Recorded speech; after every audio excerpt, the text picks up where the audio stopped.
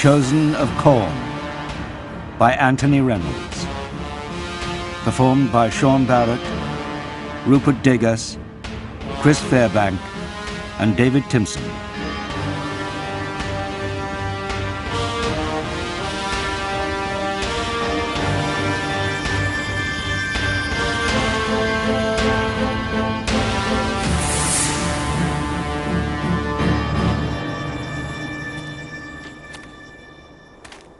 Darkness closed in around Mavin as he continued his descent into the claustrophobic labyrinth of the Hypogeum. Hot air gusted along the crumbling stone tunnels, rippling his tattered robe. The wind was corpse-dry and rasping. It rose from the depths of the earth, as though it were the very breath of the demon world itself, and carried with it the scent of things long dead and forgotten. The only light came from an archaic lumen brazier that hovered beside the seneschal, grav motors buzzing gratingly as they kept the device aloft, vibrating the still air. The darkness beyond the brazier's illumination was utterly impenetrable. Mavin's face appeared bloodless and devoid of color in the insipid pale glow. He was, by human standards, an ancient creature. Bitterness and resentment were carved deeply upon his age-worn flesh, and his eyes gleamed like shards of obsidian in their sunken, cadaverous sockets. His body was emaciated and frail, yet even so he wore a short blade strapped at his side. Even the oldest servants of the World Eaters were warriors and expected to fight and kill when called upon. With each step, his bronze staff of office thudded against the sand underfoot as he advanced into the gloom. The tunnel was only 2 arm spans wide, yet the ceiling was high and lost in shadow. The darkness seemed to press in on him, as if resentful of his presence. He could see recent footprints in the dusty red sand of the tunnel, and he followed their direction. 9 envoys had been sent down here over the course of the day. None had returned. Other than these marks of recent passage, Mavin doubted that anyone had set foot down here in countless millennia. But then, time flowed strangely in the eye. 1,000 years here may have been just a matter of hours in real space. The buzzing brazier began to flicker and dim, and Mavin increased his pace, hurrying on along the tunnel. It was one of thousands carved into the rock beneath what had once been a great city.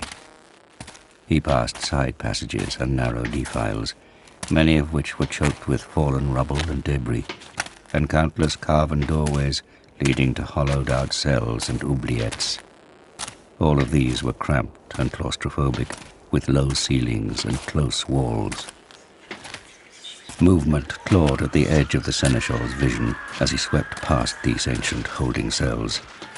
They were haunted by the fractured memories of the past. Given life by the Imperium, these tortured death echoes lingered at the edge of perception. They were screaming, bloody and insane, and their forms were insubstantial and fractured, like distorted picked feeds. He paid the hateful manifestations no mind and continued along the tunnel. He was long accustomed to the howling madness of the warp and had more pressing concerns than to be distracted by something as inconsequential as the disturbed echoes of the past. The day had been a disaster, and he felt uneasy that his counsel, which his master had chosen to disregard, had proven somewhat prophetic. He was old enough to recall a time when the now fractured Legion had borne its first name with pride.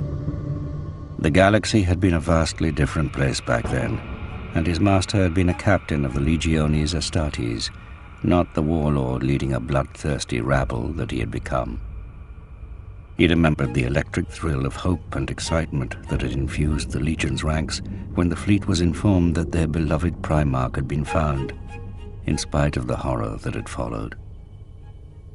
Only one son of Angron had ever truly held the Primarch's favor, and he had gone on to bring the Legion low after the grand failure of the Horus heresy.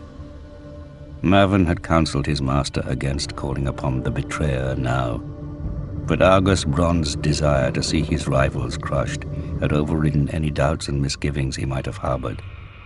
Brond was convinced that with the betrayer fighting with him, Tarugar and his devourers would have been swept aside. He would be declared the chosen of Khorne, and the honor of leading the bloody crusade would fall to him. However, the betrayer had lived up to his epithet. When the time had come, he would not fight for Brond, and instead disappeared into the darkness below. Still following the footprints of the envoys that had come before him, Mavin turned down a side passage that was wider than the others. As he rounded the corner, his stride faltered. An inadvertent shiver ran down his calcified spine, despite the stifling dry heat pervading the tunnels of the Hypogeum. The quality of the air had changed. Threat was palpable, like a storm waiting to break. It seemed darker here too, and every sense he possessed was set on a razor's edge. He could taste a metallic tang in the air, the unmistakable scent of blood. The betrayer was near. The footprints in the sand led into the brooding darkness. None came back out. Swallowing his fear, Mavin forced himself to inch forwards. The tracks led some 30 paces down the tunnel corridor, and then slowed, becoming faltering and cautious. The others had not possessed the same augmetically enhanced senses as Mavin. Doubtless the stench of blood had only just reached them at this point. To him, the stink emanating from the blackness of the cell beyond was almost overpowering.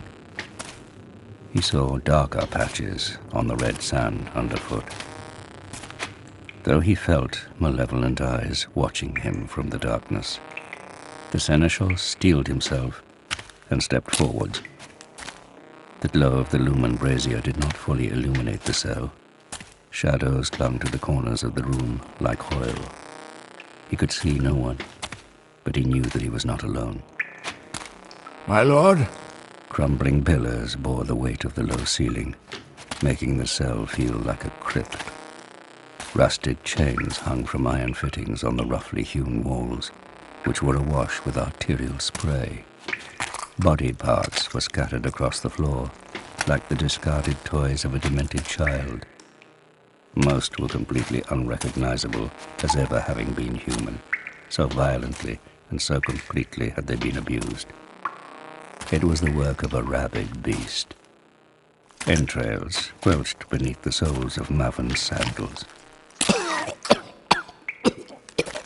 He picked his way through the carnage, covering his mouth and nose against the stink with a fold of his robe. It was an abattoir stench of blood, ruptured viscera, and butchered flesh. Leaning close to one of the pillars, Mavin turned slowly on the spot, his eyes straining to penetrate the shadows beyond. My lord, I am Mavin Bitterspear, Seneschal of Argus Brond, former captain of the 17th Company. The light of the lumen brazier cast an irregular shadow on the far wall, and Mavin moved hesitantly towards it, squinting in the gloom. I come to beg your presence on the surface. A blood challenge has been issued. Will you not fight, as you pledged? The shape that had caught Mavin's attention resolved itself as the brazier's light advanced with him.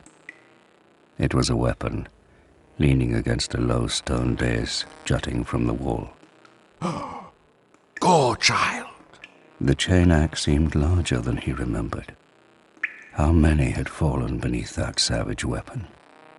Forged by Angron himself, it stood almost as tall as he, and its teeth were thick with ragged flesh and congealed blood. 6 skulls were arrayed alongside Gorechild, 4 to the right, 2 to the left. Mavin tried to... Then he saw him. Statue still, slouched upon the dais, like an arrogant warrior king upon his throne. His arms were bare, as ever, and his wrists wrapped in chains, in imitation of his gladiator Primarch. He wore a heavy, battle-worn plate of an early design. His crested helmet lay on the sand at his feet. The betrayer's face was hidden in shadow, but his eyes were like burning embers, radiating the promise of violence and uncontrolled fury. Kharn! Mavin stood transfixed, and the giant reached for his axe.